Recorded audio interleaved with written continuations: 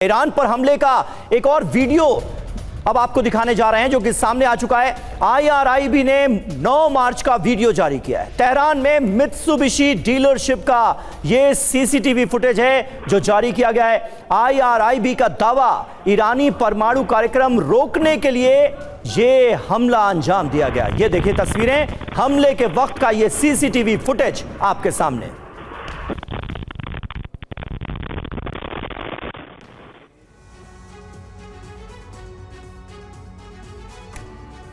तो खर्ग पर ट्रंप तो पलटे ही, लेकिन पिछले 4 दिनों में कई ऐसे घटनाक्रम हुए हैं जिससे ट्रंप की स्थिति इस जंग में मिस्टर यू टर्न जैसी हो गई। 8 जून को नेतन्याहू को ईरान पर हमले रोकने के लिए कहा, इजरायली हमले से डील बेपटरी होने का खतरा जताया। 9 जून को अमेरिकन अपाचे हेलीकॉप्टर मार गिराने से ट्रंप खफा हो गए, बौखला गए, ईरान पर हमले की धमकी दी और हमले भी कर दिए। 10 जून ईरान के तटीय शहरों पर अमेरिका का भीषण हमला होता है। कुवैत, बहरीन और जॉर्डन में ईरान बड़े जवाबी अटैक्स को अंजाम देता है। 11 जून ट्रंप ने खर्ग द्वीप पर भीषण हमले की चेतावनी दे दी और कुछ ही घंटे बाद खर्ग पर हमला टाल दिया, डील का दावा किया। बड़ी बात तो यह है कि ट्रंप ईरान के साथ डील और वॉर के बीच बुरी तरह से फंसे हुए नजर आ रहे हैं। कभी डील का दावा करते हैं, कभी विध्वंस की धमकी देते हैं। कमांडर सरदाना हमारे साथ इस वक्त मौजूद हैं। सरदाना साहब, किस तरह से आप देख रहे हैं डोनाल्ड ट्रंप के इस बदलते रुख को? कैसे डिकोड किया जाए अपने दर्शकों के सामने? ईरान भी कह रहा है कि बार बार शर्तें बदलने की वजह से डील खटाई में अब तक पड़ी हुई है। बिल्कुल, देखिए अमेरिका की जो नीयत है डोनाल्ड ट्रंप ने बिल्कुल साफ कर दी है कि वो खर्ग आइलैंड चाहते हैं, वेनेजुएला की तरह उनके तेल के एसेट्स चाहते हैं और हम शायद बहुत पैसा कमा सकते हैं, वो ये उन्होंने कहा। लेकिन उन्होंने एक और बात कही कि शायद Americans do not have the stomach for it, शायद हमें दिल नहीं है, शायद हमें लालच तो है लेकिन हमें दिल है कि हम खर्ग आइलैंड को भी वेनेजुएला की तरह टेक ओवर कर ले। देखिए उसका एक और रीजन क्या है कि आपने 3 दिन पहले देखा एक अपाचे हेलीकॉप्टर जो 1400 करोड़ का हेलीकॉप्टर, जो फ्लाइंग टैंक माना जाता है, इतना आधुनिक हेलीकॉप्टर अमेरिका का ईरानियंस ने मार गिराया। फॉर्चुनेटली कोई अमेरिकन पायलट नहीं गए। यदि 2 पायलट भी चले जाते तो पूरे अमेरिका में बवाल मच जाता। इसीलिए शायद अमेरिका अपने जो उनके देशवासी हैं उनसे घबराता है कि बॉडी बैग्स ना आए, इसलिए फिजिकल अटैक नहीं कर रहा है और इसीलिए ब्लॉकेड पे लगा हुआ है। लेकिन उनकी नीयत कमाने की जरूर है, हड़पने की जरूरत है ईरान के ऑयल एसेट्स को, लेकिन लड़ाई में उतरने के लिए पूरी तरीके से तैयार नहीं है। ये अपने आप में महत्वपूर्ण है। नीयत तो है, और नीयत क्या कहा जाए, लालच तो है, लेकिन साहस नहीं है। कुल मिलाकर यह कहा जा सकता है ग्राउंड ऑपरेशन जरूरी है खर्ग आइलैंड पर अगर आप हमला करने का लालच रखते हैं, नीयत रखते हैं तो, और उसके लिए फिलहाल साहस नजर नहीं आ रहा है अमेरिका में। सिर्फ इस वजह से हमला नहीं किया जा रहा है, लगता तो ऐसा ही है। और देखिए ट्रंप के डील के दावों के बीच ईरान की धमकी क्या है।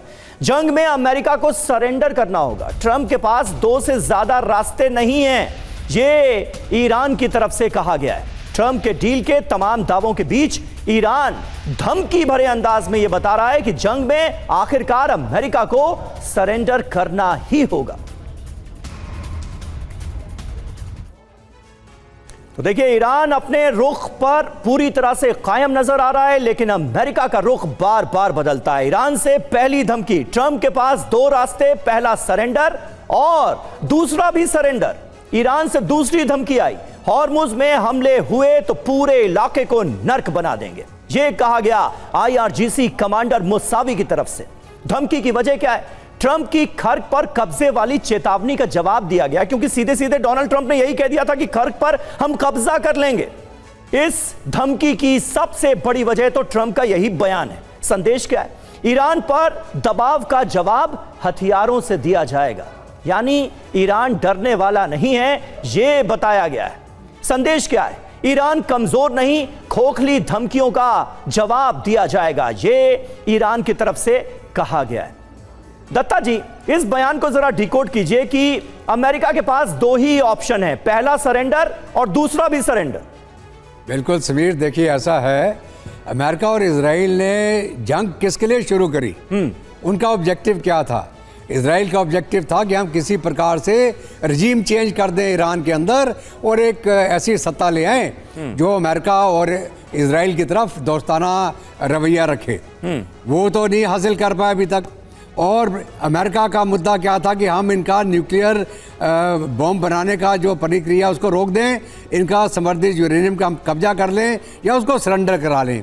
ये दोनों तो अचीव हुए नहीं हैं।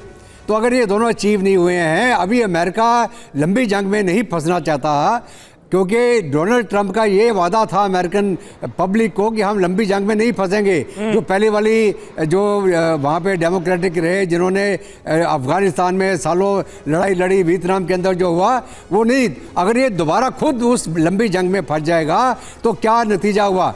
इसकी जो अपनी लोकप्रियता है, जो अभी आज के दिन में अमेरिका के अंदर 34-35% के ऊपर पहुंच गई है, तो ये आगे चल के नवंबर में इसका असर क्या होगा? तो एक चाहता है कि मेरे को एक ऑफ रैम्प मिले, एक इज्जत का एग्जिट मिल जाए, किसी प्रकार मैं बोलूँ मैं जीत गया, मैंने उनको मना लिया, वो मान गए, अब ये न्यूक्लियर बम नहीं बनाएंगे, ना वो न्यूक्लियर बम खरीदेंगे। तो कहने का मतलब ये है अमेरिका के पास अभी और कोई दूसरा चारा नहीं है, सरेंडर एंड सरेंडर। क्योंकि आपने अचीव क्या किया? कुछ नहीं अचीव किया। आप जब तक फिजिकली ऑक्यूपाई नहीं करेंगे ईरान को, तो आप कौन सी जंग जीते? मिसाइल मारने से, ड्रोन मारने से कुछ नहीं होगा। रशिया यूक्रेन का असर देख लीजिए आप। यूक्रेन के ऊपर जो हमला चल रहा है 5 साल, ये 5वां साल चल रहा है। जी। रूस ने जमीन पकड़ी है, लेकिन क्या है, यूक्रेन भी लगातार पलटवार करता चला जा रहा है। सही तो बात जंग है। कौन जीता? सही बात है। सम्मानजनक एग्जिट की तलाश में डोनाल्ड ट्रंप बीते कई दिनों से हैं। ये तो लगातार हम बता ही रहे हैं, हमारे दर्शक भी ये बहुत अच्छी तरह से जानते होंगे, लेकिन वो एग्जिट पॉइंट ढूंढे नहीं मिल रहा है डोनाल्ड ट्रंप को। ये इस वक्त स्थिति है।